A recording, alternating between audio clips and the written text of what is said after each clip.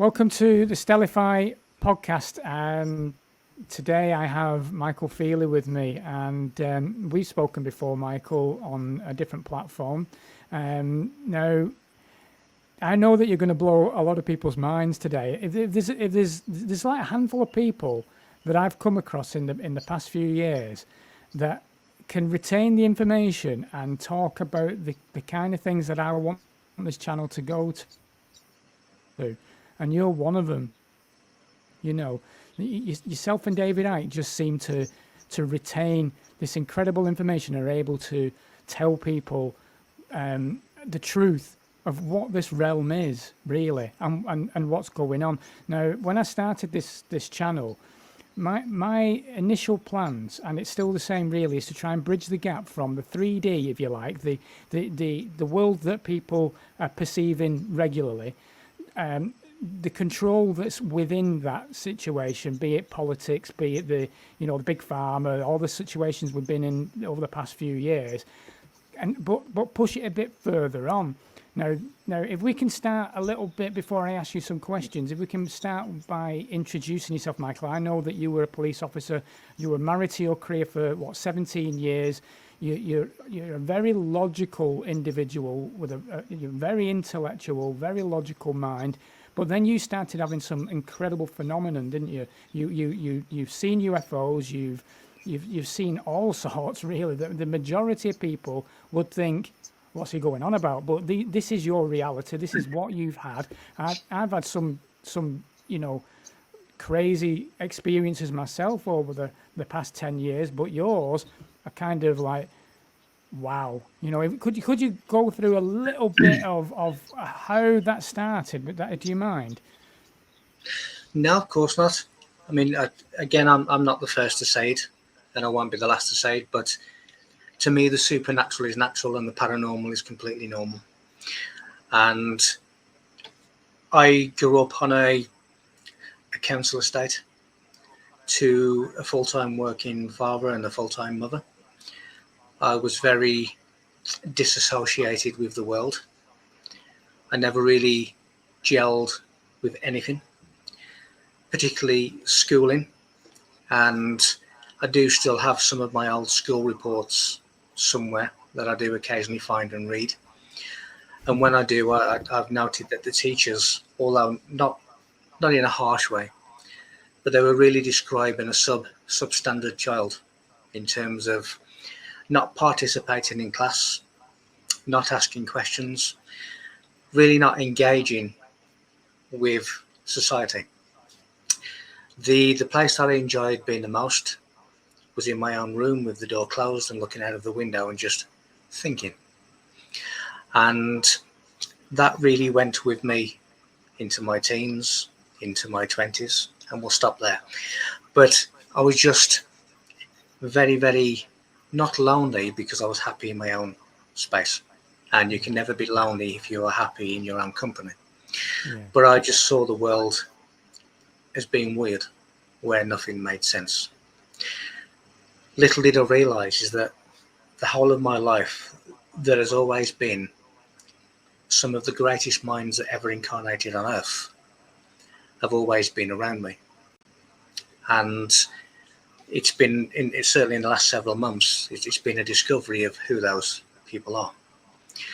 And what was happening is there's certain individuals of history that came here to help humanity and suffered for doing that. But they were prepping me for a particular individual to then step in and take my teaching from that point. Now, I've identified two of the people who have always been with me, and that is Isaac Newton and Nikola Tesla. Wow. So these two have always been guiding me, although I didn't realize. And the master who was going to step in at a certain point in my life is Leonardo Da Vinci.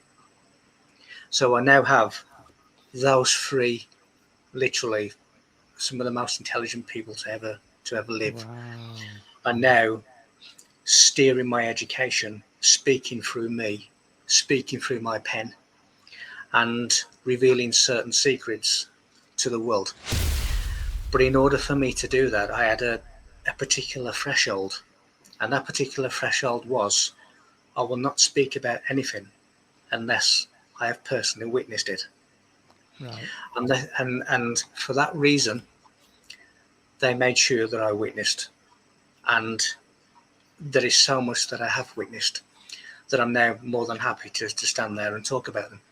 Good man. An example of that is I've been invited to do so many UFO conferences, and I can tell you now that in the majority of conferences that I've spoken at, in particular UFOs, because that's the example I'm using, I am often the only speaker standing on stage that's actually ever seen one.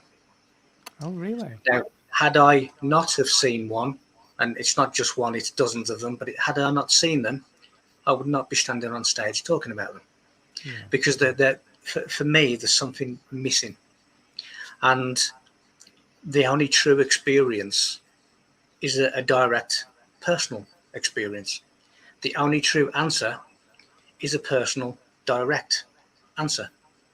Yeah. So that was my threshold, and they ensured that I did see what I needed to see. So throughout my life, really, I've been prepped. And in recent months, there's just so many quantum equations that are coming through my head now, in terms of free energy, which is Nikola Tesla, in terms of gravity and other things, which is Isaac Newton. And there's a lot of quantum equations literally about everything coming from Leonardo Da Vinci, including cures for all known diseases, for using the earth as a free energy capacitor, how to create portals, how to do all of these wonderful things. Literally in the last couple of days, I've had so many equations that have taken me from physics into chemistry. And the chemistry equations that I've had literally just this weekend were telling me how the limestones of the pyramid were built, what the capstone really is, all of these different things. And I have these chemical equations now alongside quantum equations that deal with creation itself, and how in this reality most people are stuck at two-ness, which is duality.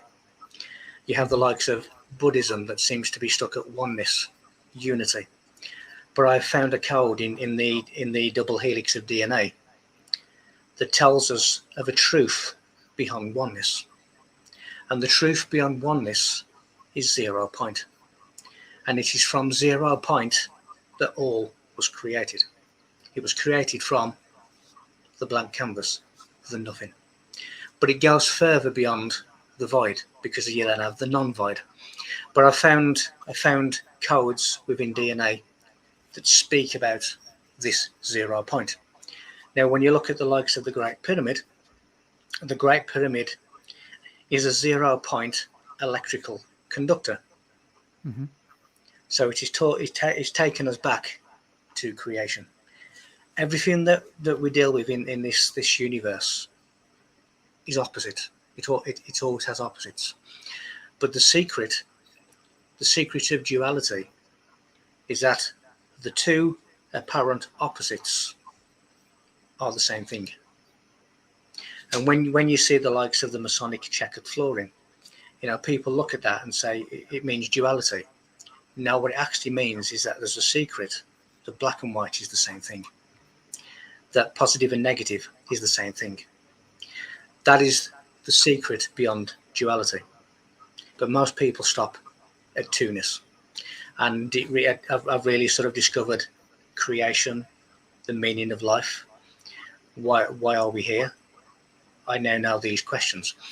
I now understand that the universe is set in place because it is playing a game of forgetfulness, that it puts certain things in place that it can never discover itself, in the same way that you can never really uncover a mystery, because there's always an element that you don't understand. So an example of that is the more that science becomes microscopic, the universe gets smaller. The more science becomes telescopic, the universe gets further away, because it doesn't want to be revealed. Because what is happening is each and every one of us are the eyes of the universe becoming conscious of itself. And if you ever wondered why the human eye is really like a universe with a black hole, that's because it is the universe with a black hole.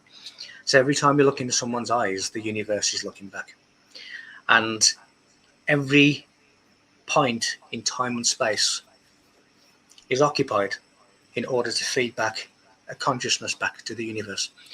But it never wants to reveal itself to itself, because then the game is over. If you imagine that you were in the Paris Olympics and you were riding around the cycle track, and every time you went over the finish line, you forgot that you just cycled the previous lap. And then you go around the finish line again, and then you forget that you just done the last lap. Mm-hmm.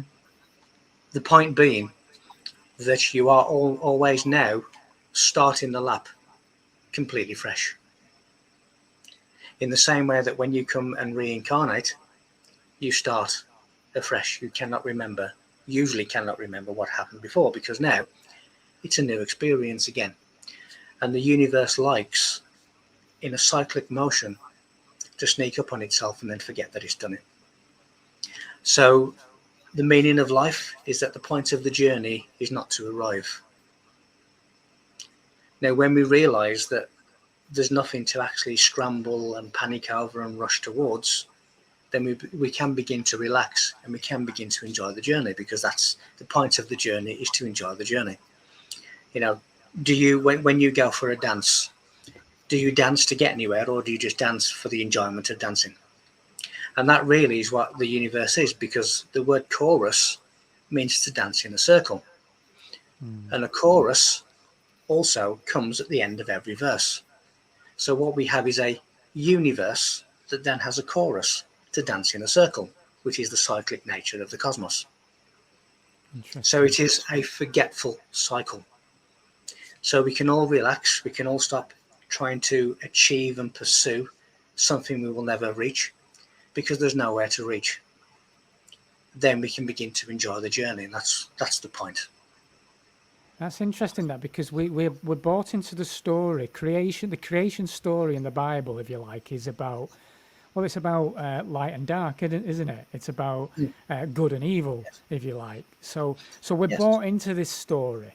That's our paradigm, if you like, and our perceptions are then you choose which side you maybe want to play, I suppose, in this game. And therefore, you're always striving to make a difference on one side that you play on. Yes. So that's very interesting, that the point then really is just to enjoy the experience. It's to enjoy the experience and realize that black and white is the same thing. It is two expressions of the same. So the same as positive and negative, it's two expressions of the same thing. Male and female are two expressions of the same thing. So when you begin to realize that instead of just living a life of effect, you then start to do what the Buddhists say, which is the middle way, which is really to not allow yourself into any of the extremes. And when you don't allow yourself into any of the extremes, you kind of then bypass two-ness into oneness.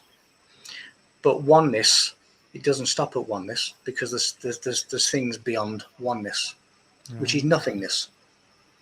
So the idea really is to enjoy it. You know, you don't have to rush to get anywhere. You don't have to scramble to achieve anything.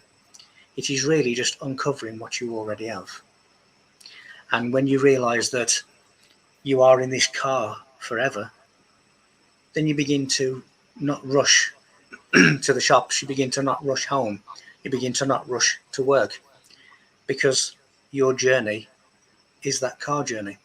And the moment that you realize that, you then begin to enjoy the journey. You begin to look at the trees, you begin to look at the birds, you begin to look at everything as a game, as a joy. And but we are programmed into always rushing around like rats in a maze. And when you're doing that, you always have somewhere to get. And you never see anything between points A and B, because you are always rushing through them to get to this destination. But if there isn't a destination, then there's no need to rush. You then begin to enjoy the journey. And that's the point of existence. Okay, so you know what? This opens up pretty much where I want to go with this conversation anyway. So you've really opened this up for me, where we are in a realm, obviously, like I'm with you on this now. So it's like the Tao, isn't it? You basically just relax, go with the flow. You're in the river, just go with it, kind of thing. But in Yes. this realm that we're in, we face negativity, don't we, to take us off track. Now, Mm. I've gone down in the past 12 months. I've really gone down a Gnostic route, if you like, of that there is something um, that's created this realm, if you like, that is not of a all-loving, all-encompassing creator, if you like. Now, I'm not saying there isn't that above it, because I feel that there is, and we are all. If we go down the Gnostic route, then we're all fragments of that divine, if you want to call it the divine, a oneness, a wholeness, whatever. But there is this demiurge kind of energy, if you like. Mm. I've come to. I'm not at a conclusion yet, but maybe you can help me with this.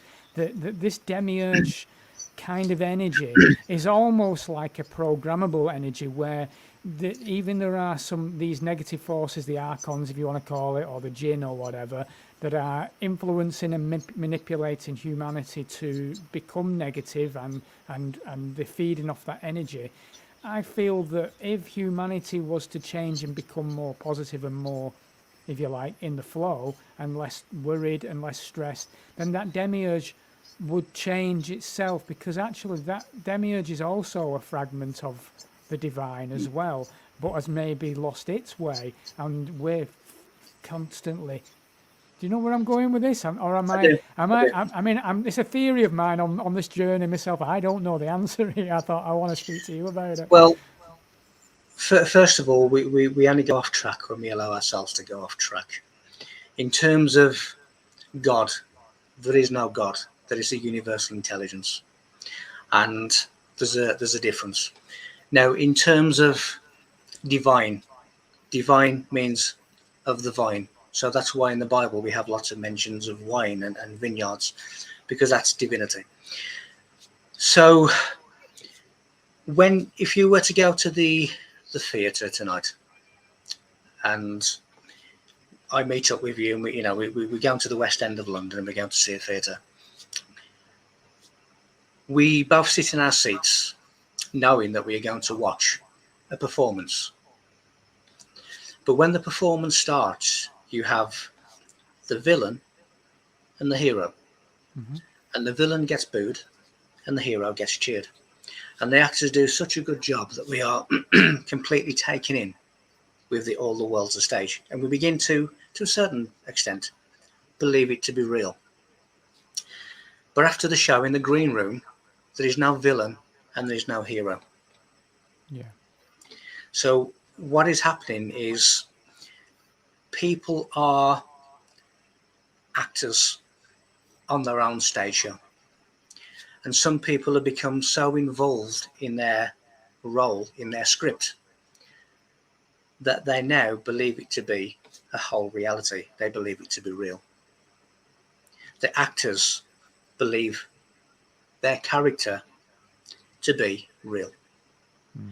And this is why you have these negative forces that are really playing the game for real, because they've got lost in their characters.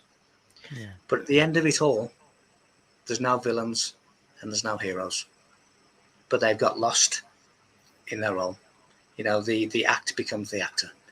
And that is the problem. So the world is the chaos and the universe is the PlayStation. And when you begin to understand that you have very little free will other than the choice to do something, but you are really the universe becoming conscious of itself, by which I mean that if you can't change it, you have to just observe what's going on. In the same way that when you see a wave, it is the whole of the ocean pushing. When you look at you and when you look at me, we have all been here since the very beginning of anything. And each and every one of us has an immense story to tell. but we are the waves, and the whole of the universe is pushing. And a lot of the time, there's very little more than we can do than to observe and to learn. So I know when I've been listening to some podcasters lately, and they've been talking about God, if you like, and they've been talking about the creator, and again, I'll go down this demiurge route. So they've been saying that this world is full of suffering, and you see children that are badly treated. You've got animals that kill each other to survive. I mean, it's hard for people to accept, isn't it, when those kind of things are going on, that there isn't a light and dark. Then that there isn't good and bad. And I'm kind of with you on the fact that we are on a stage, and we're all actors on this stage. I've chosen my role, and I kind of I know what my role is. It's almost like a true will, if you like. I feel that I have a part to play to help people in certain aspects, but then there will be certain people on this stage, if you like, this performance that's going on, that are playing, say, the Bill Gates role, or you know what I mean? And he's probably thinking he's doing the right thing, for all I know, but we're perceiving it. I don't know, It is. A lot of it is perception. I mean, if for argument's sake now, I go outside and someone has stolen my bicycle. Straight away, that's a negative thing. Mm-hmm. But maybe my bicycle being stolen has prevented me from getting on the bicycle and being run over, because then it becomes a positive thing. So it is a perception in terms of good and evil, but good and evil are the same thing. Yeah. So yes, there is a lot of suffering in this world. If you think that you create something, if you imagine that this universal mind was in, and a good analogy of its existence was the darkness of a dreamless sleep. So when you go to bed tonight and you don't remember dreaming anything, all you remember is it was just pitch black. There's no thoughts, there was no pictures, there was no nothing. It was pitch black. That is 0 point. That is the void.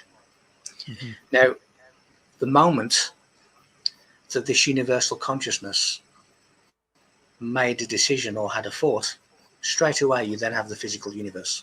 Straight away you then have consciousness. Because things that exist come from a place that you don't see. So for argument's sake, consciousness comes from unconscious. Light comes from dark. That's why the Bible says on the fourth day God created light. So God must have been in a place of dark, which is the void, which is nothing.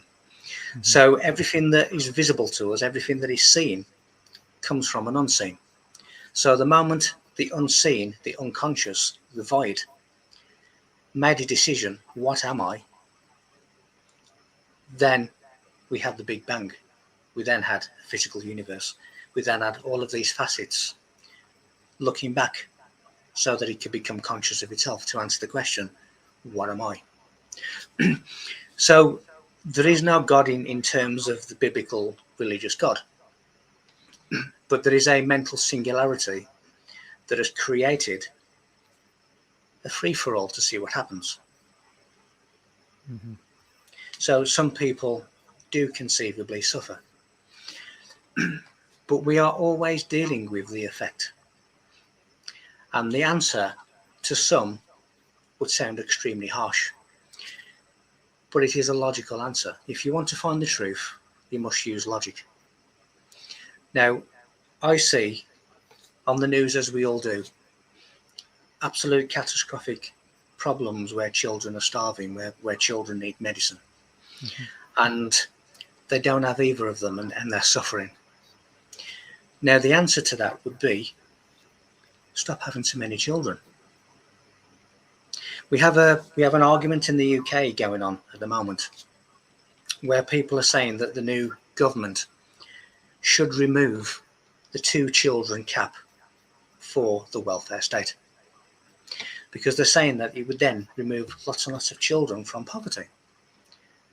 Without sounding harsh or conservative, if I was in poverty and I had 2 children, I would make the sensible decision to get myself out of poverty before I had a 3rd child, because otherwise I am consciously, through choice, bringing more children into a place of poverty. So why would you want to do that? Because nobody takes responsibility for their own actions. And the moment that they do, the moment that their life will change. It's like the Bible. God went to Adam and said, "Why did you eat of the fruit?" And Adam said, "It was Eve. She tempted me." And God went to Eve, and Eve said, "It was the serpent. He tempted me." So nobody's taking responsibility for their own actions. And again, it is a metaphor. People need to take responsibility. So the moment that you take responsibility for your life, the moment you start to have the revelations of what life is, then it will change. But if you don't take responsibility and you don't make the right decisions based on logic, based on what is right, then you will always be in the trap. The only trap is yourself. And as I say, you have to. Leonardo Da Vinci said to me recently, what is logical is what one must ask. And that is why, some of the most intelligent people in the world, brain surgeons and doctors, they have no logic. So they can't see beyond the limited spotlight beam of their consciousness. Until that spotlight becomes a floodlight, they can only ever see a very, very narrow bandwidth. But the moment they bring logic into that intelligence, then it becomes a floodlight. So people really are keeping themselves in a trap by the decisions that they're making.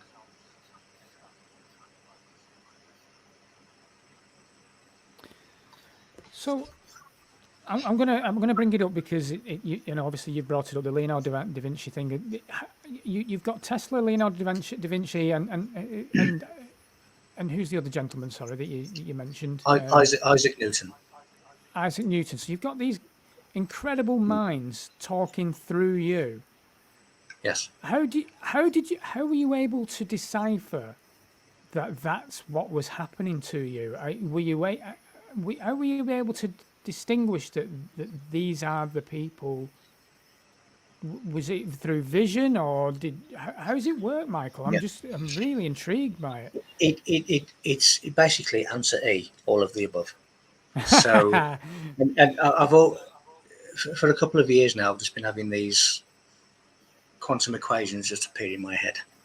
Yeah. And I recognize them as quantum equations because we've all seen them before, whether at school, whether on TV, whatever. So I began to write them down.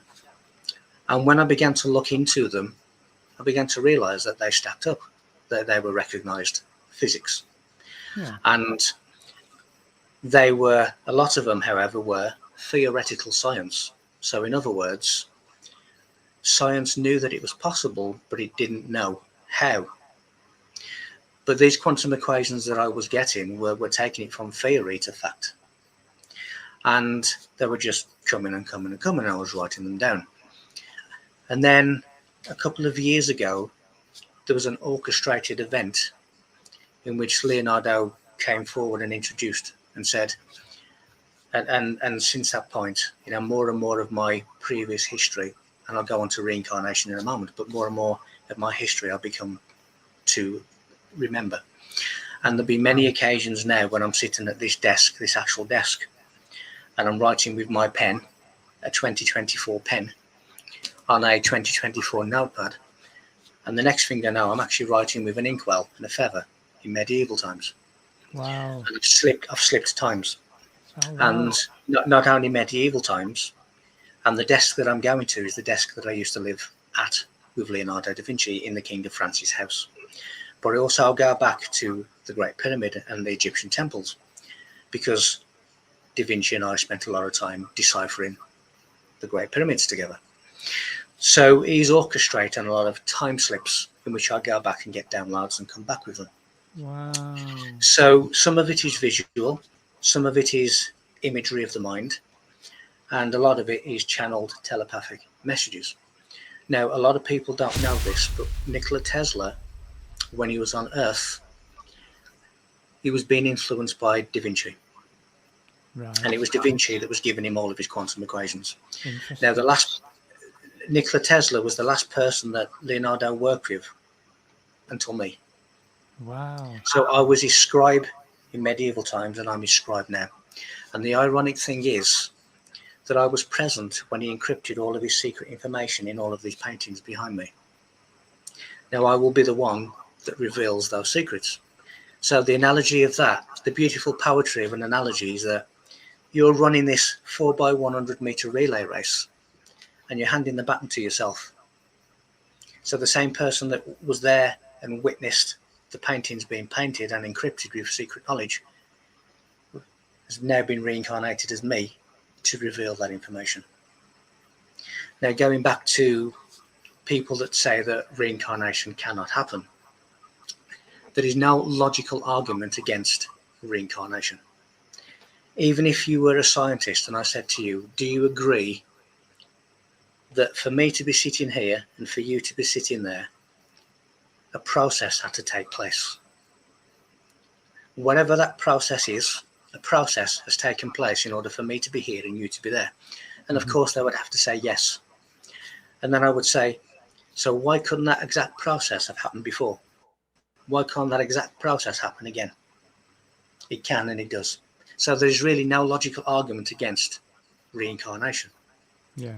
And I remember with greater vision and greater focus, past times, past information. And I brought that forward. Even my new book that will be out called The Movement, the foreword is by Leonardo Da Vinci, and that's never ever been done before, ever. Wow. And he talks of, we're waiting for you. We are waiting for enlightened souls to return. And if you're not enlightened, you'll get rejected.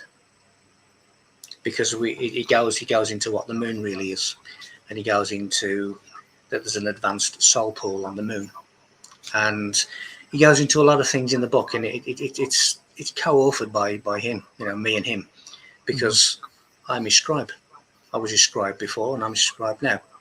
And the next book that I will do will be called something like Leonardo and Me, the Once and Future Scribe, because that's what's happening. So all of these magnificent mysteries that are being solved are coming from him. So if I were to mention Leonardo da Vinci, everybody would think of an artist.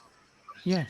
But Leonardo's first love was science, mathematics, invention. That was his first love. So he's very, very scientific, and that's why I'm getting lots and lots of quantum equations. I've seen pulsating grids coming from the moon. I now know what the moon really is. I've now worked out mathematically myself a quantum equation that validates what I saw coming from the moon. And it is the angular velocity of these grids that are tipping the Earth. And there's a reason that the moon is tipping the Earth. I've also located the original moon, which is actually called Lilith, because the moon that we think is the moon is a way station. It's an observation post. So the real moon, Lilith means of the darkness. And the reason that the moon that used to be the moon is called Lilith is because it is now non-luminous. So it is of the darkness. But I've actually located it in terms of, and this is Earth's proper moon. Science tells you that the moon that we think is the moon shouldn't be there. There is no explanation for it being there. It's too big. It's not a satellite. Because it's not a satellite. It's not a moon. So all of these things are in the current book that will be out soon, in terms of all the quantum equations, all the physics, all of Leonardo's contributions throughout the book. And it will take science well beyond if they wish to take note. Well, Michael, you've had what I would call as a huge initiation period from a police journey, which is obviously you've needed to be an investigative kind of mindset, haven't you, during that period, with a logical mind. You've obviously seen the world, like you mentioned earlier on, from an early age. You've seen the world as a bit crazy anyway. It's not quite Hmm. right. Yeah. But then this happening, has this not frightened you a little bit? Has it not scared you Hmm. of just a little bit? Or of like, what is going on here? No, it's there's almost an innate knowing. There's almost a familiarity. And yes, the first, if I were to pinpoint my actual awakening, then that was quite traumatic. But in terms of what is happening, when I see monks walking through my bedroom at night and see things, is that frightening? No, because I have an awareness of a greater reality. I have an awareness that my father's house has many rooms, and when it just becomes normal, it literally becomes normal. It becomes an everyday event. It becomes an everyday occurrence. As much as if I were to walk into town now, I would walk past many people, and it's just as normal to me as that. You know, when you mentioned that there's nothing to worry about and just go, let's just go with it kind of thing. Mm. Um, do you feel that even though that's the case, you've got a mission of some sort because you're being passed information here that obviously you are scribing to pass to humanity? So Mm. surely there's a purpose behind what you're doing then, because I mean I feel that I have a purpose inside. It's not on your level what you're doing, but I do feel that saying that, me having you on this channel is part of that purpose to get information to people. So Every single person, every single insect, every single animal, every single extraterrestrial, every single cosmic force has an equal purpose, and no one is of greater stature than anything else in terms of the whole thing.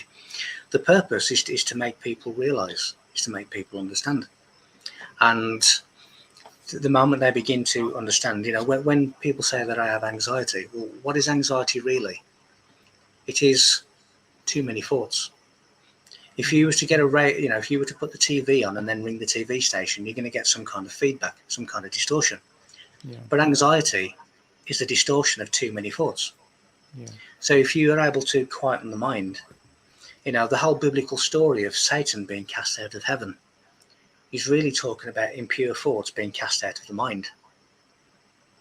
Because right, when you realize that a lot of these thoughts are not yours, and you can separate yourself from what is not yours, then you don't have so much baggage to carry. When you see the Egyptian death masks and you see the serpent coming out of the head, mm-hmm. that is really symbolic of saying you must separate yourself from these things. Okay, So the moment that you realize that it's a world of thoughts that you think are yours when they're not, and if you take on board what is yours to take on board and you pick up the bags that are yours to carry, then there'll be a lot less weight to carry. And a lot of the time it is trying to make people aware of this.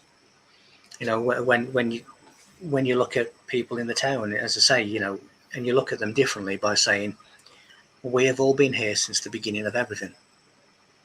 And each and every one of us has a unique story to tell. And not one of us is more important than anybody else. yeah, And when you begin to should we say, go back to basics and look at it with completely different vision, you don't need priests, you don't need gods, you don't need politicians, because you are the universal consciousness. And there is no greater power than the universe. And that is you.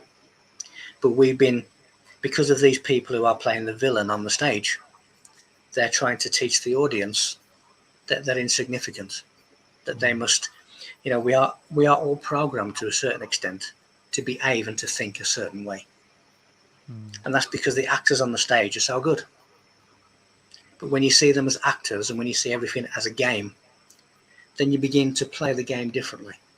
yeah, yeah, And yeah, that yeah. really is part of the purpose, to make people realize that what is their purpose, to make people realize that you are getting enthralled too much on the stage show.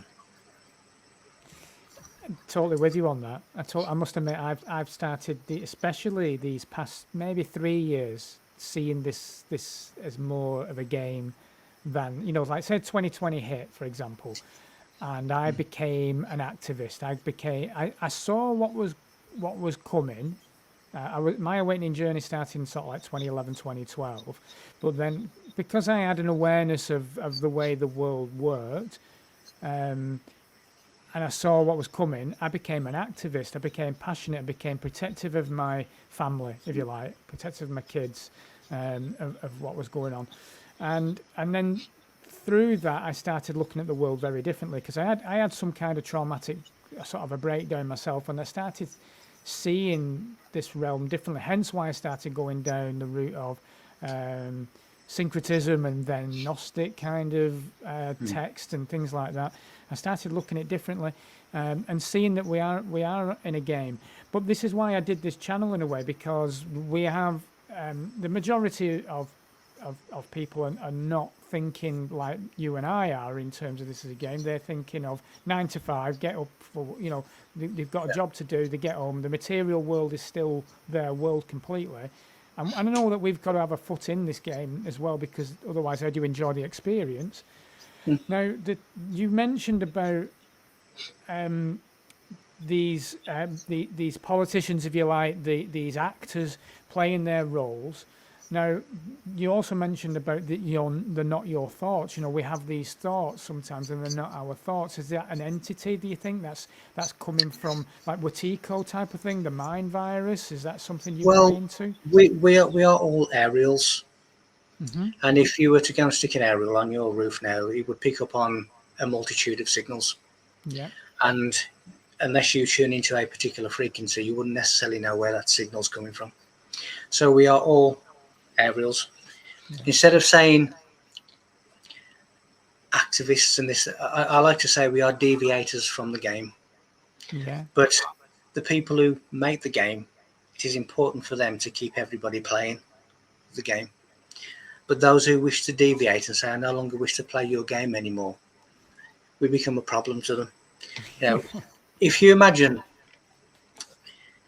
again, because all is sound, all is vibration, if you imagine that the universe is a beautiful orchestra, Mm-hmm. when we have orchestras on Earth, if the trumpet player just concentrates and tries to interfere with what the percussionist is doing, and the percussionist is trying to interfere with what the tuba player is doing, and the tuba player is trying to influence what the violin player is doing, then you will have a complete disharmony, you'd have a complete mess.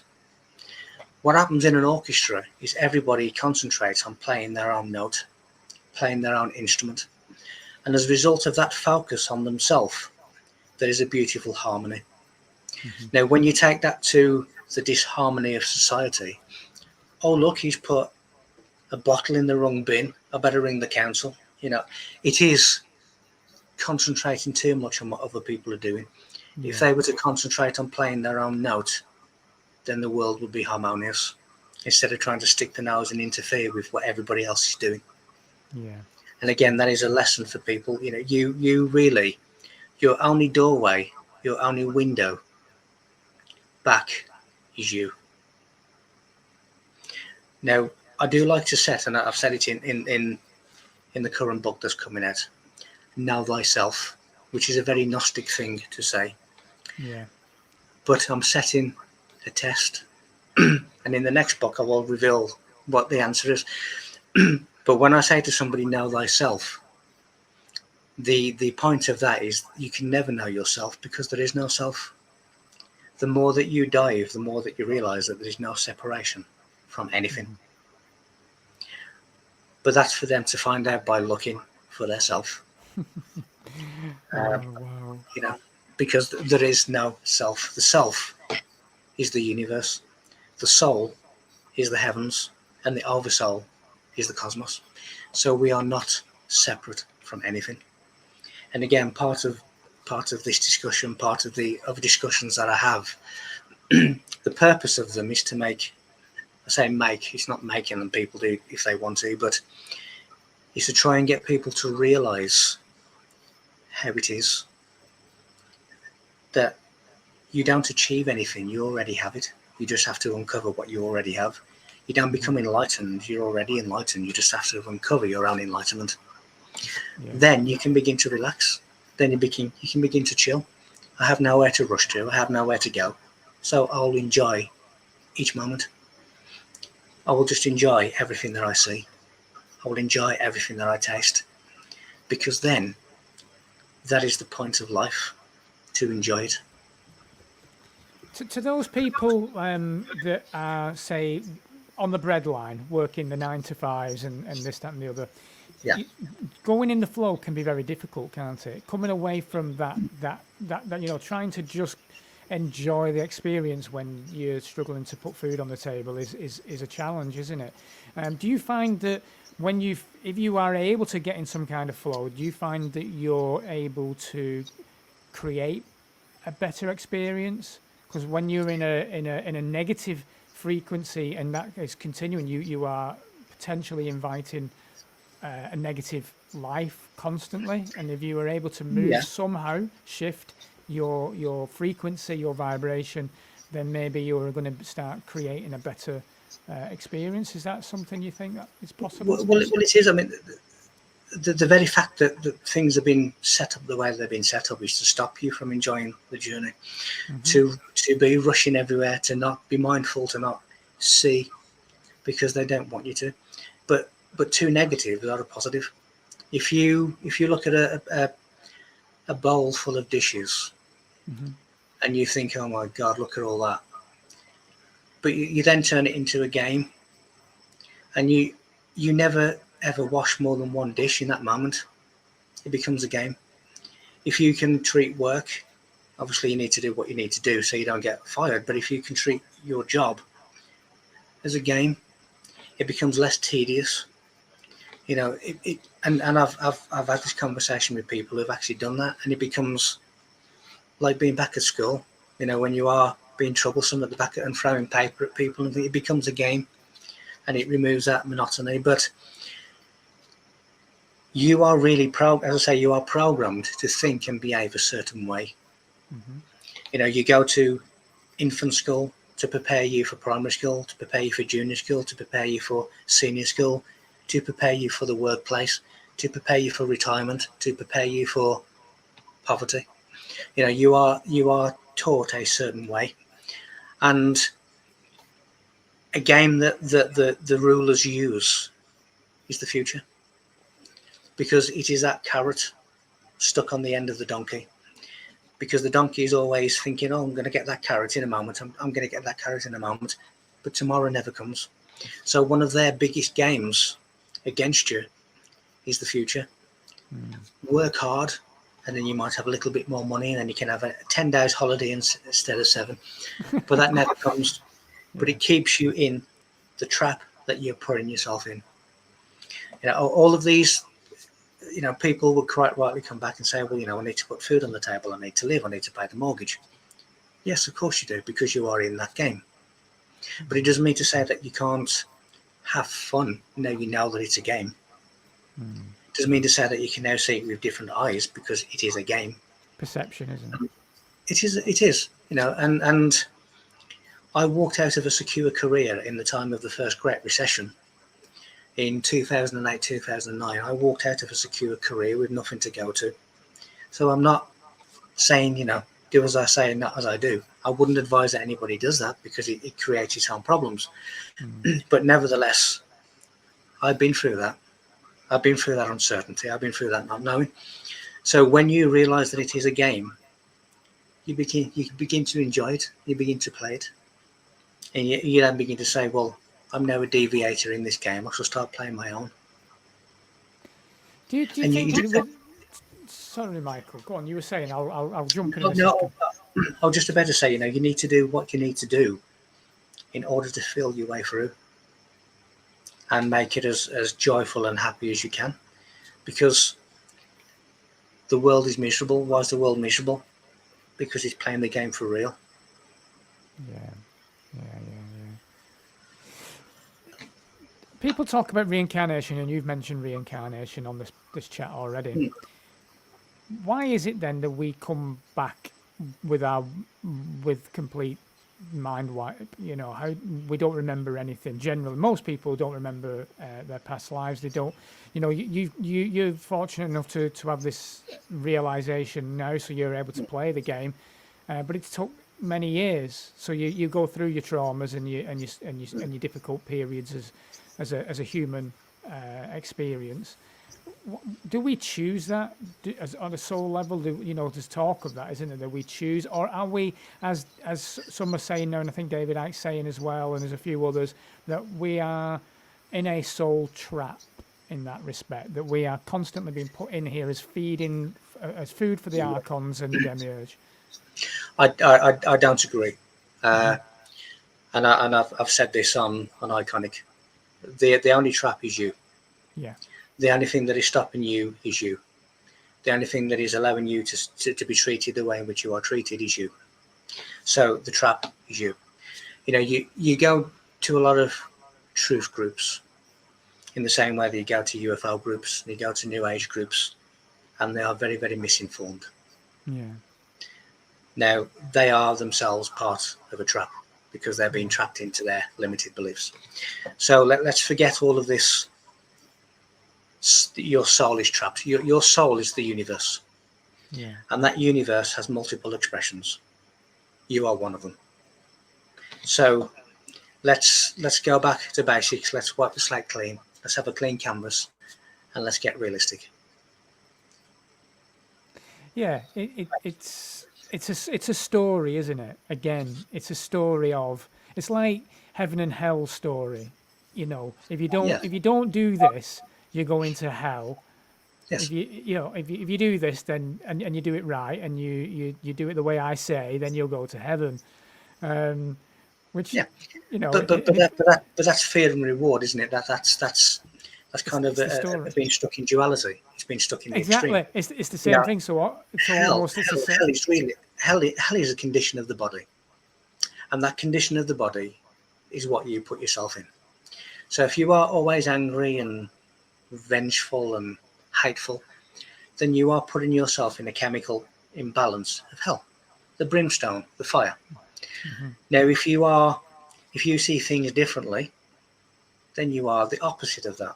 But you can't have heaven without hell. You can't have hell without heaven. It works in opposites. You can't have the unseen without the seen. You can't have form without a background, because there would be no form. When science is looking for stuff to try and work out the universe, there's no such thing as stuff. It is pattern in motion. Everything you look at is a geometric shape. It is a pattern. Now, when pattern is in motion, it gives the appearance of being solid, but it's not solid. But it is pattern, it is shape in motion. Now, when we do have a pattern that is not in motion, we get geometry, which the Greeks call frozen music. So your crop circles, your beautiful snowflakes, your beautiful architecture of geometric churches are pattern in stillness. Yeah. But there is no stuff, there is no matter, there is pattern, there is form in motion. And until science realizes that, they will never discover the secrets of the universe. I don't think science wants to find it, though, because there's no profit in that. No, but again, the universe will not allow them to. Again, microscopic, telescopic. Yeah. If it was to reveal itself to itself, then that's the end of the game. Exactly. Yeah. You know. When you have like say Leonardo Da Vinci coming to you, is he coming from a different world at that point? Is he on a different timeline? Is he how does that work? Is that spirit? Is it a consciousness? Yeah, it predominantly it is a conscious energy, and when there's telepathic communication, if you just imagine like to best describe it, there's a cloud just following you around, and it's just following you. Okay. And that's when there's a download waiting, and I can feel that there's a download coming. So it is really, yeah, it is spirit, it is energy, it is a conscious energy, it is an awareness, and it is the same awareness that was there before he incarnated, and it's the same awareness that incarnation went back to, which is the same for every one of us. So do we always have to come back? No, he only incarnated once. You don't have to come back. So your soul is not trapped. So that is complete nonsense. You can, if you wish, because it is the same soul with multiple different expressions. I get you. Okay, so he is a let's say he is a consciousness, is still an individual in that respect. Well, he has stepped out to become individual. Yeah. Again, as an analogy, if I were to now show you that, I know it's got lines on, but just pretend it's a blank canvas. There's nothing there. Yeah. And if I were to say to someone, what can you see? They would say nothing. Now, if I wanted to, you can tell I don't have Leonardo's art skills, but if I wanted to now manifest something out of nothing, I give it a form. Yeah. And the moment that I give it a form, it appears to be an individual, when in reality it's still part of the nothing. The same as if I look at a river and I see a whirlpool. That whirlpool may think that it is an individual entity, but it's not. It's part of the river. And when it collapses, it will be the river again.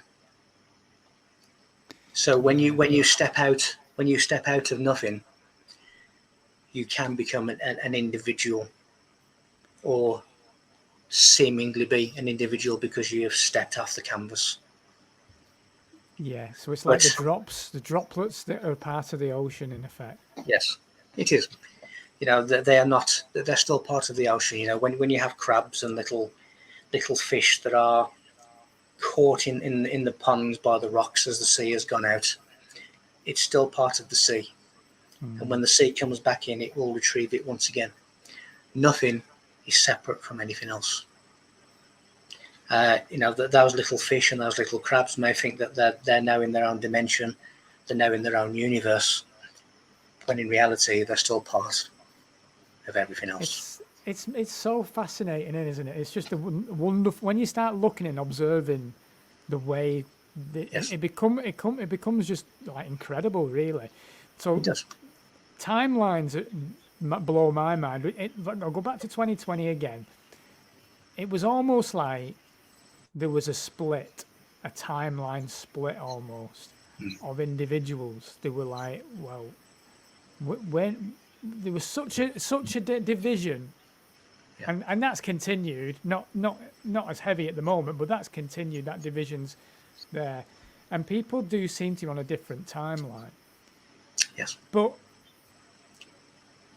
you're experiencing, whilst being Michael Feeley, dropping into previous lives and this, that, and the other, and different timelines. So are those timelines happening all at the same time? Is everything just happening at once?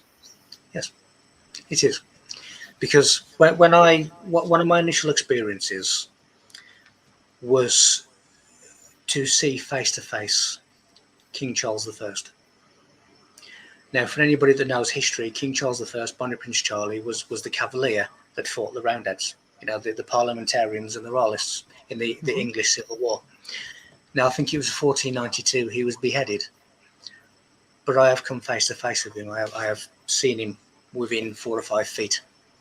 Wow. So how can that be that somebody that was beheaded in the 15th century be walking through my modern day town in a building that I was in? Now, I was looking at him and he was looking at me. So what is he thinking? Who am I? Where's he come from? Is he a space traveler? Is he a time traveler? Yeah. Because in essence, we're both time traveling. Now, that can only happen when I look around and see an Egyptian pharaoh walking alongside me. Then that can only happen if those parallels have come together as one. So when you look at things being cyclic, What is beyond the future? Well, the past. What is beyond the past? The future. What is beyond the future? The past. So we're all operating in the same place. Time is really movement. Wherever there's movement, there is a perception of time. So yes, it is all. Certainly in that moment, there's all of these. If you look at, in legal terms, in the police, in legal terms, we call things a modus operandi, an MO, and that really means a method. So in other words, if I go to a burglary and I see that the person who committed that burglary has climbed up a drain pipe, smashed the top window and jumped into the bedroom and then stolen and run out the front door. And then I go to another one a couple of roads down and I see that whoever's committed the burglary has jumped up the drain pipe, smashed the top window, burgled and run out the front door, and so on and so on. We say that it must be the same person based on their modus operandi, their method. Mm-hmm. So when you start to understand nature and the universe and how that works, it is very reminiscent of a modus operandi. When you look at the ley lines of Earth, and wherever they cross, you find spiritual buildings, whether it be Stonehenge, whether it be a pyramid, whether it be the Tower of Glastonbury. They happen at the Z pinch of magnetic lines. Now you take that and you put it into the sky. Wherever you see a star, it is on a plasma crossed wires, because plasma are like the electrical wires of the universe. So wherever they cross, the cross wires is where you find a star, because it is almost like a lightning ball of plasma. So wherever you see a star, that is a crosswire of plasma. Wherever you see a spiritual building, that is a magnetic crosswire of ley lines. And you then start to see that everything has this particular method. And it is just a macro, it is a micro. And everything repeats itself. So that is the same, again, with carnation and reincarnation and all of these different things. Things constantly repeat. I can guarantee we're now just going into autumn. I will guarantee that autumn will go into winter. I will guarantee that winter goes into spring. And I'll guarantee that spring goes into summer.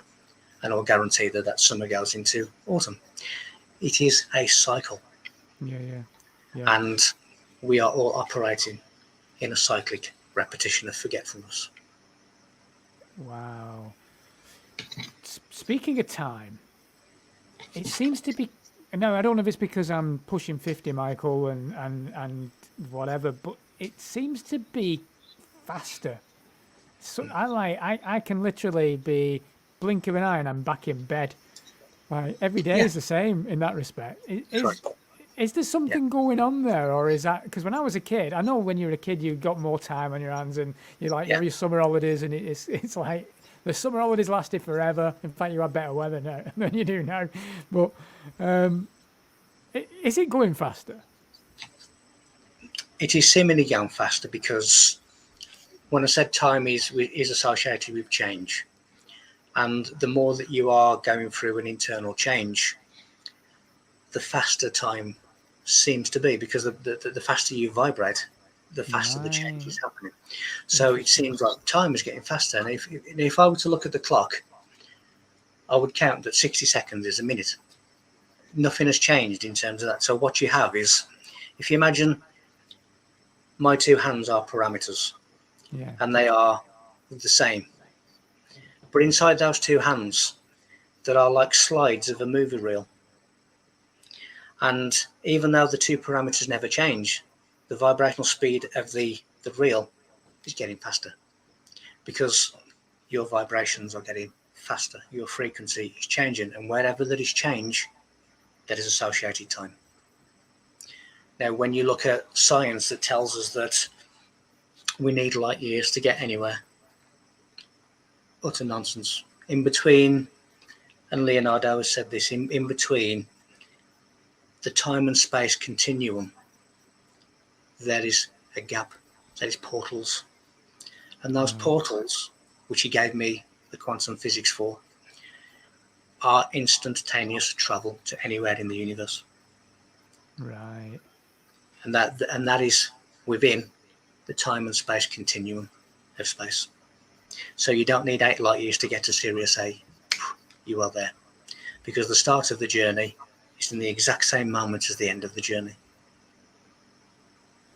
So when you say, okay, so because you've seen portals, haven't you? You've actually seen them. Many Okay, of them. so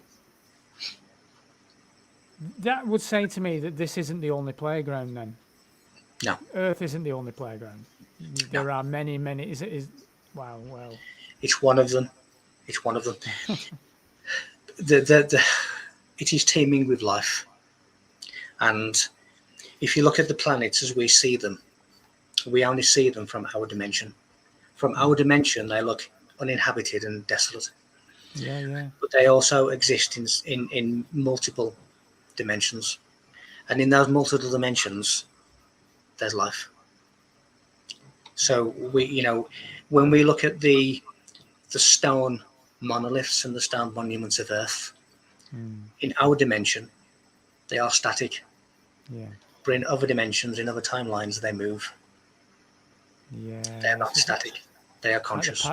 Like parallel kind of Yes. universes that are working. So like Egypt, for example, could be now operating in a different timeline or a different dimension, if you like. It could be that the way it should be, the way, now we're seeing it as quite a desolate kind of. There's even got a bloody McDonald's nearby. It's still active.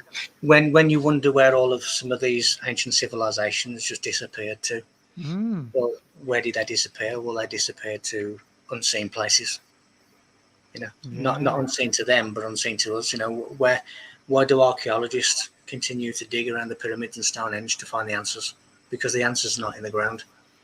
Wow. So there's multiple dimensions going on, there's multiple timelines going on, there's multiple frequencies going on, and we are literally in our precise moment of the universe.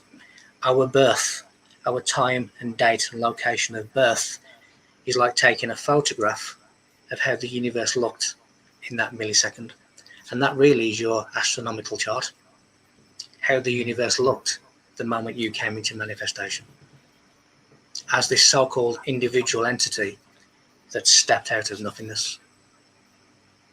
It's amazing. You're blowing my mind, Michael. I'm going to have a headache when I go to bed tonight. I'm going to be like, what's just happened here? Wow. Okay. I mean, it's magical, really, isn't it? The whole experience, when you observe, when you start to observe, you actually recognize the fact that you are a magician in a way in this realm, and if you can sit back, you can start creating better. We can really when you look at Egypt and chem and alchem and chemistry and alchemy, it is all there really. The lead to gold of alchemy, the philosopher's stone, is replacing what is not useful, which is lead, and you replace that with what is desirable, which is gold. So the transformation from lead to gold is really a change within you. Now, in the New Age, that they are very, very big on Archangel Michael, Saint Michael. Yeah. If you abbreviate Saint to ST and you put St. Michael, it is an anagram of alchemist. Oh, wow. So it is there to be deciphered. Wow. And what's happening is this cipher message where they're exchanging or changing around the order of letters and creating another word. But that new creation of a word is hiding the original meaning. So Saint Michael is an anagram of alchemist. So you then start seeing why he is associated with the sun, because that is the gold, that is the desirable nature of yourself. Yeah. And you can start to peel away the different layers of the onion in order to get to what it's all saying.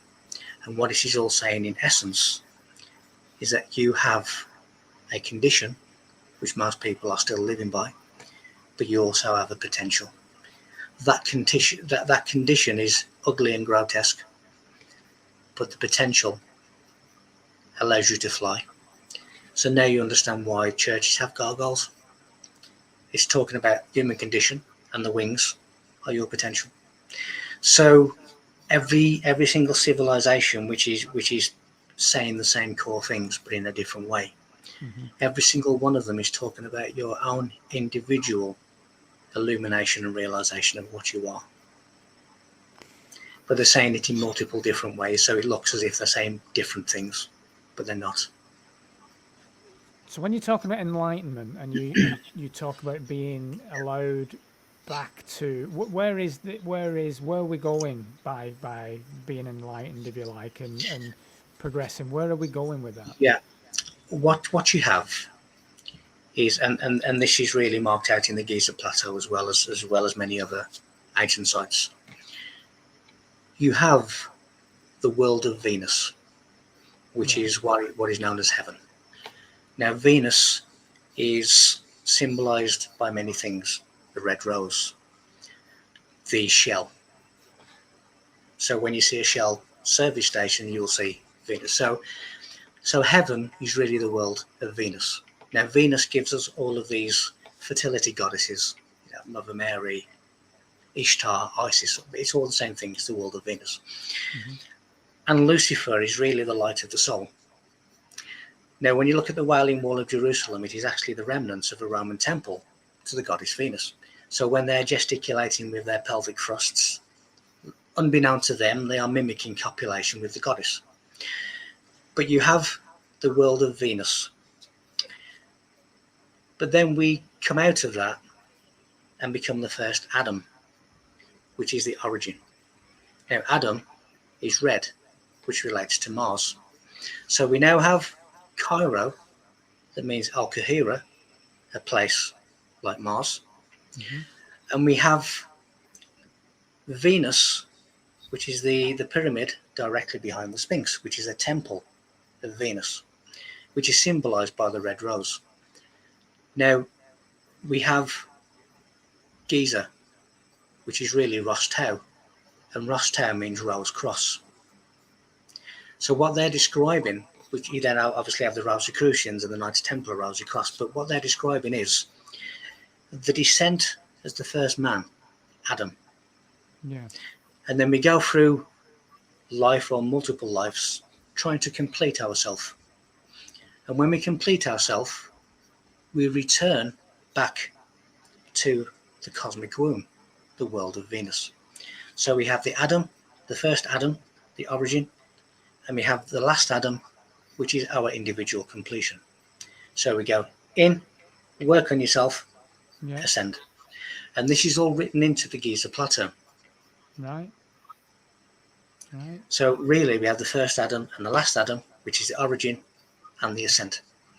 So what they are saying by enlightenment is the fact that you have to work on yourself and you have to come to a certain realizations.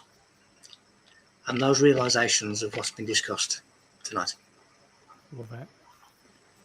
Love it. You know what? I'm dead excited here speaking to you because you brought up Lucifer, and I wanted to ask you this because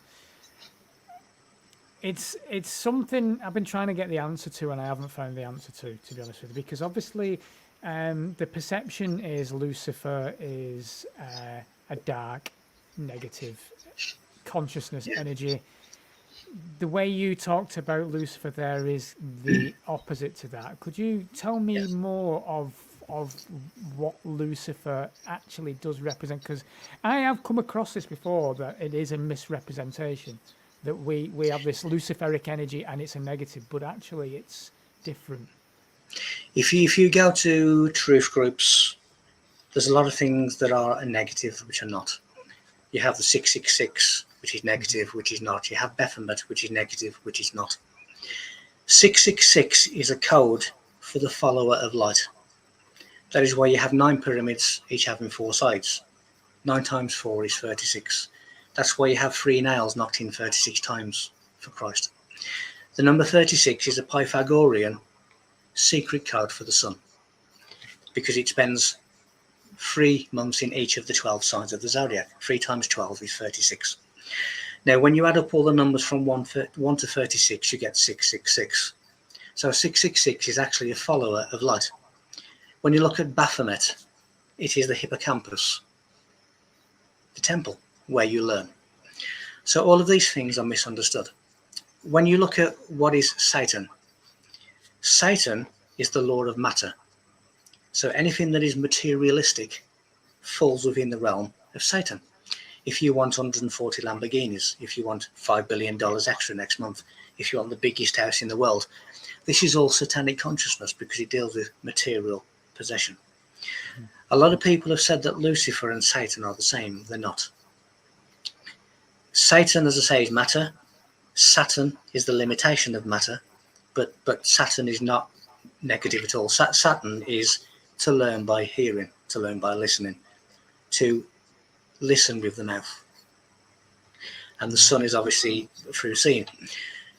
So then you have the likes of Mother Mary, who is symbolized as Stella Maris, the star of the sea. The star of the sea is the pentagram. Now Venus forms a pentagram around the sun every 8 years. So Venus is the pentagram. Mother Mary is the pentagram. She's the star of the sea. The pentagram is the symbol of the mystery schools. When Christ does his Trinity sign, that is the pentagram. When Winston Churchill does his V for Victory sign, that is the inverted pentagram. All that means is the descent into matter. So Lucifer, the farrier of light, is the higher octave of Venus, which is the light of the soul, because the soul is also represented by the pentagram. You could then go into the Big Apple or Avalon of King Arthur, because when you slice an apple widthways, you reveal the pentagram. So it is all to do with your inner illumination. A lot has been totally misunderstood, and unfortunately there are a lot of people that are fragmented from the masses and the population of ignorance, and they just created their own groups of further ignorance. Part of the duality, though, isn't it? It's part of the trap. It is a duality, but you have to realise that duality is a perception. Exactly. So they create their own perceptions. And the moment that you realise that you've been taken into one of these extremities is the time to step back and say, actually, I've been taken into the Maya. I've been taken into the illusion further. And you step back. I love it. My daughter's called Maya. Yeah. Well, Maya, illusion, so, but so Lucifer really is Venus, the morning star. And it relates to Christ because Christ really is a personification of Egyptian Gnosticism. And when you look at, again, I could go on all night about Christ meaning grain, Osiris being grain, the pyramids being the granary of the pharaohs, the two eyes of Horus, the sun and the moon, actually being a measurement of grain, the breaking of the bread, which means spreading this seed of knowledge around the world. So Christ is the seed of knowledge that we must break and spread, the same as Osiris. They are the same thing. And Osiris means open eye. So Christ is really your inner wisdom, your inner knowledge, your spiritual potential. Yeah, and that's why the story is so important. It is. But if somebody says to me, do you believe in Christ? I'll say, which one? And what I mean by that is you have the Jesus of St. Peter and you have the Christ of St. Paul. St. Peter, Petros, rock, foundation, is saying that Christ is an external thing. St. Paul is saying that actually, no, Christ is an internal thing, which is correct. Because Paul was coming from a Gnostic viewpoint. He was a high-ranking Mithra. So he was coming from a Gnostic point of view. And it is a personification of this, so we say, Gnosticism of light and wisdom. And what would the perfect spiritual man look like? Well, then you have Christ, which is an example of what a perfect spiritual man would look like. Yeah. But then you can turn around and say, well, he lost his temper and he upturned all the tables in the temple. So how can a perfect man have anger and a temper and a short fuse? What they are telling you by the story is that no human can ever be perfect. Yeah, We have to have that little bit of fire. We have to have that little bit of anger inside us to keep us human. yeah. You know what? Because You've just done it again, Michael. You've just done it again. I'm going to come to something in a minute. Go on, carry on. I just come. no, I was going to say that our gamut, our maximum range, is the number 7. And that is Okay. why the number 7 is the key to the third dimension, and everything is really in sevens. You have all the mathematics of the Great Pyramid, which are in sevens. You know, we even though we have many more, we focus on the 7 chakras. You know, the 7 continents, the 7 cities of Asia, which are the chakras. Even the head, where we get the light to become enlightened, is limited by number 7, because you have 2 eyes, 2 ears, 2 nostrils, and a mouth. Number 7. But when we start talking about number 8, we then start talking about the holy man, because it is 1 above 7.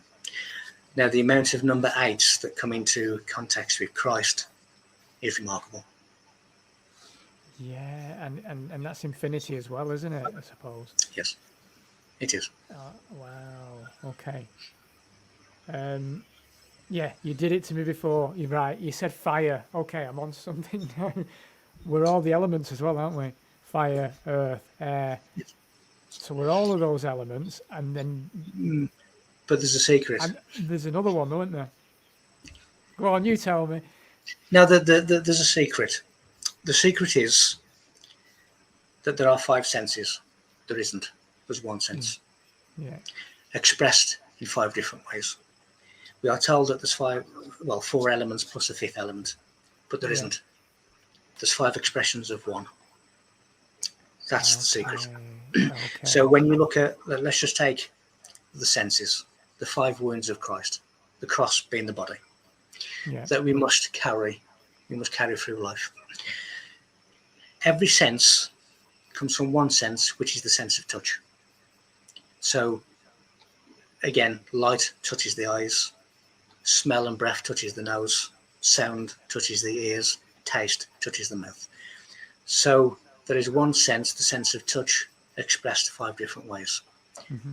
That is one of the secrets. In the same way as the elements are all 5 expressions of 1 element, which is the universe. So again, we are looking at schisms and separating things when there is no separation. It is multiple expressions of the same thing. Yeah, we've gone full circle now, haven't we? That's cycle, the universal cycle. Yeah. It's just mind blowing. When you were growing up, Michael, and say when you say no, you saw the world differently when you were growing up, but when you started having your awakening, how did people react with you? Did they pull away? Because I found that with myself, that people just can't. They just disappeared almost. You know, it was like going on a different timeline in a way, because they didn't want to be around. They thought I was mad. Well, that timeline is going to be more obvious in the future, because that's why the body that we think is the moon is where it is, because it is tipping the Earth, which is separating the dimensions of Earth. So that is one of its purposes there. But yeah, I mean, people do move away, because they can only ever start from where they are, and they can only ever see from their own consciousness level. And as I've alluded to, is we have spotlight consciousness and we have floodlight consciousness.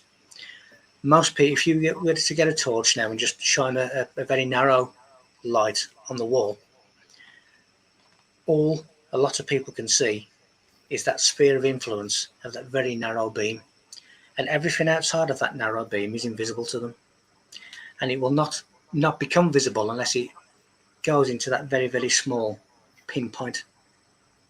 If you have a floodlight consciousness, you have a greater awareness, and you are aware that you are aware, and you can see the whole thing. And that is the difference.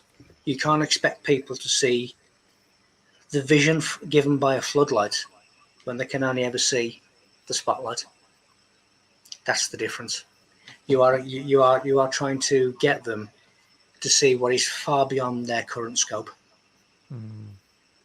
And again, when you realize the hard way that you need to make and concentrate on your own note, play your own tune by using your own instrument.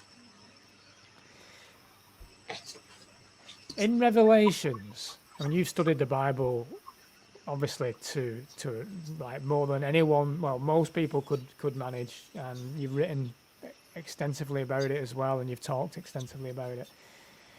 There's a rapture moment, isn't there, in that? Is that a moment where people are shifted into other dimensions then? Well, a rapture really is describing an instantaneous excitement, and that instantaneous excitement is a realization, and that's the rapture. When people look at Revelation, but it reveals nothing to them because they don't understand it. They see the four horsemen of the apocalypse, which is really talking about the four somatic divisions of the body, and each horse relates to a different somatic division. Soma meaning the body. So if you imagine the body has four spheres, so you have the genitals, the navel, the heart, and the head. Now, when you start looking at the white horse that Christ is on, then you start talking about the head and the higher awareness, the Aries. And then when you start looking at the lower dimensions, you have the different coloured horses of Revelation. So it's not revealing anything to them because they don't understand it. When you look at the Bible, people are reading it backwards. Yes. They are reading it from left to right. It should be from right to left. Now, the hands, not only are they the tree of life of the Kabbalah, not only are they the Ten Commandments, not only are they Jerusalem and King David, but it is also the 5 books of the Torah, which makes the 5 books of Moses are the Torah. Right. Torah means bull god, which is Osiris. So, for argument's sake, on my left hand, they are telling you that this is not the correct way of doing it, because on the left hand, Genesis is first, which is the fun, and Deuteronomy in the Torah is last. Yeah. Now, Deuteronomy relates to the word. Genesis relates to in the beginning, but it is backwards on the left side. If I flip that over to the right, in the beginning was the word. Yeah. So it's telling you must do it from right. In the beginning, Genesis was the word. So we now start with Deuteronomy and end with Genesis. Genesis becomes the last, not the first. Now, Genesis really is talking about a solid firmament, which is what the word Genesis actually means, which is why you have so many domes around the world, because it's the Genesis. So the Bible is really an initiation manuscript. And the priests and other people have attempted to explain it away and explain it to themselves by creating stories. But it is an initiation manuscript, and a lot of initiates will read certain scriptures in a state of meditation because it takes them to a different place. And they bring back these visions, which they try and recreate and explain what they've seen in the other worlds. The Last Supper of Leonardo Da Vinci is such a vision of the other worlds. It is not Christ and the disciples.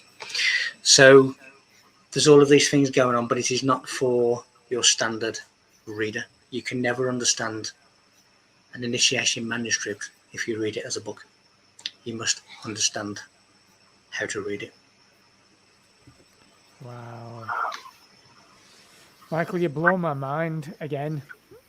And before we close off, how do people, because we talk about people need to work on themselves, know thyself.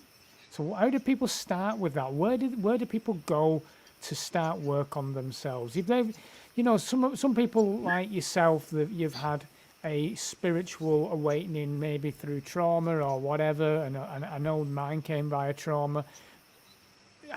If someone's watching this now and they're going, well, I want to know more, I want to learn more. I mean, obviously, one starts to start, buy your books for one. That's one thing. But I mean, how does someone start working on themselves to become more enlightened?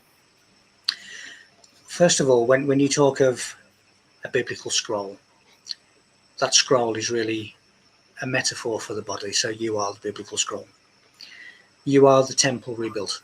So the first thing that you do is step back and start thinking, what is it that I want to know? What is it that I want to become?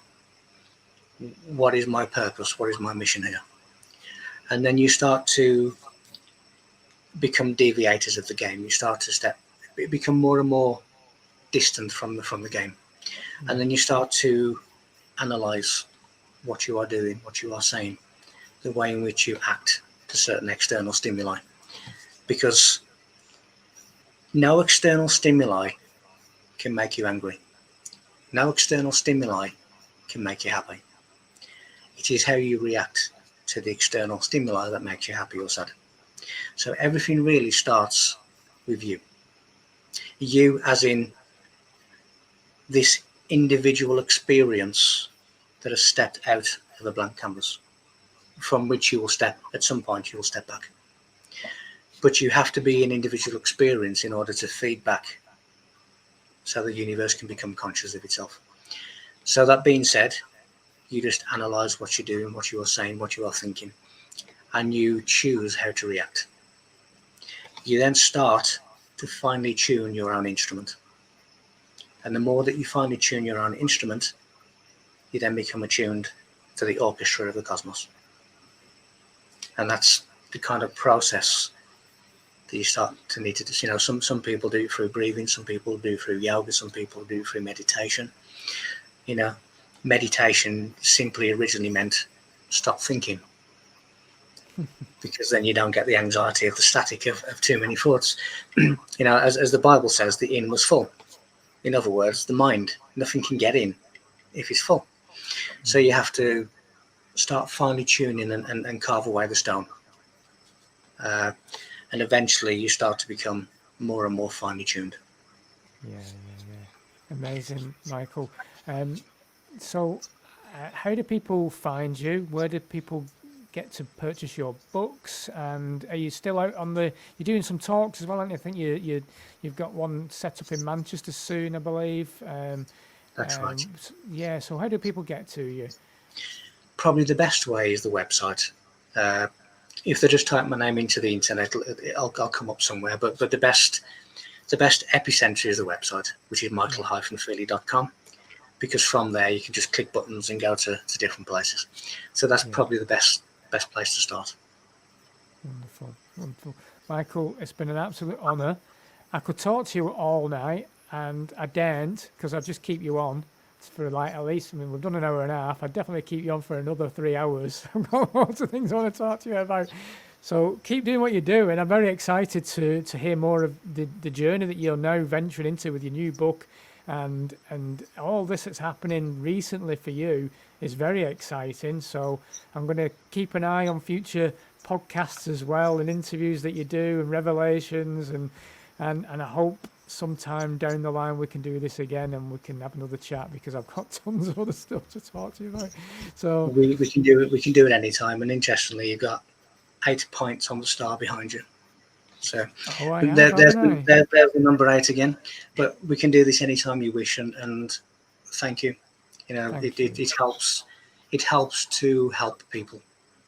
And that's the whole point for me. In terms of enjoying my experience, I get a lot of joy out of well, this for one, but knowing that it's helped somebody gives me joy. It always does. It always does. You know, just remember the person originally meant persona, which means mask. So you are, you know, and we are acting. Some of us realize that we're acting, and some people get lost in the role. But these programs always help someone in some way. They do. Thank you, Michael, for all you're doing, and I look forward to speaking to you again. Thank you. You take care. Have a great night.